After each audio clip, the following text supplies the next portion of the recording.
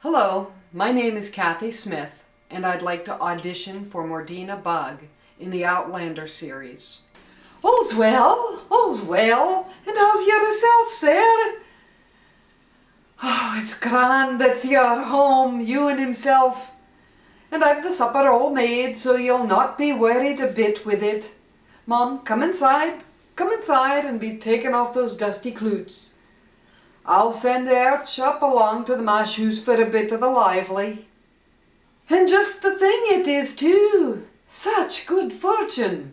And me telling Arch just yesterday that the best we might hope for was to find work in Edenton or Cross Creek. With Arch maybe taking work in the boats, but that's such a perilous living, is it no?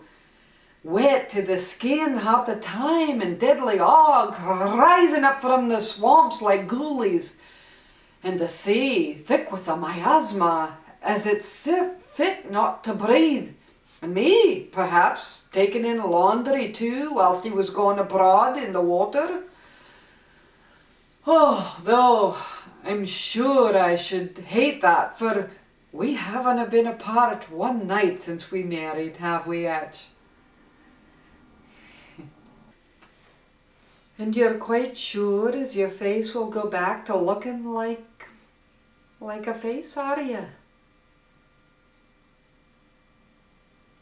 I kent a woman up in Kirkcaldy once, was kicked in the face by a coo, lost her front teeth, poor creature, and ever after her nose pointed off to the side.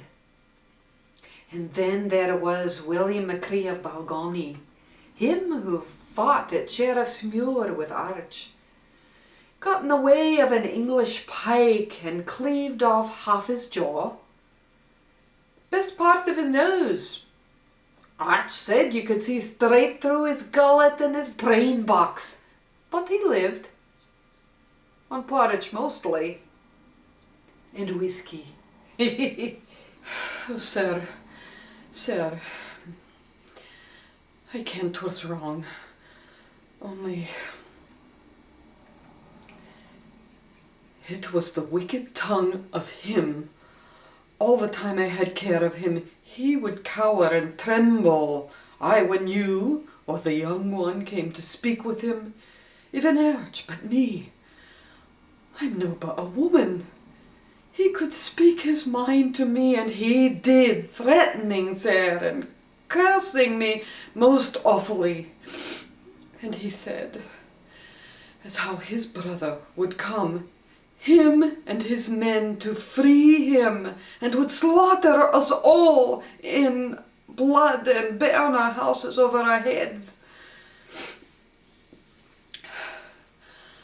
I kenned he'd never let that happen, sir, and did my best to pay him no mind.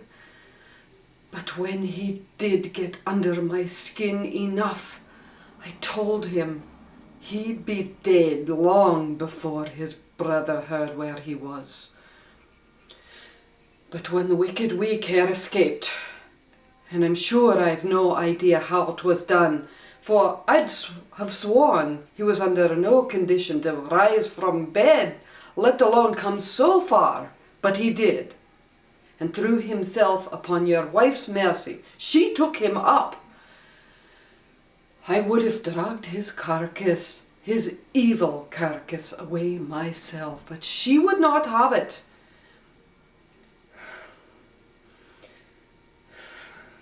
And she took him to mend, sweet, gracious lady that she is.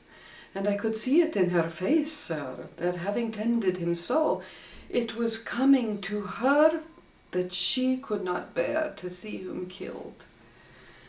And he saw it too, the gobshite.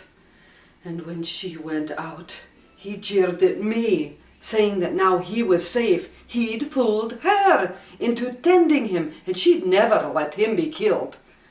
And when he was free of the place, he'd have a score of men down upon us like vengeance itself, and then...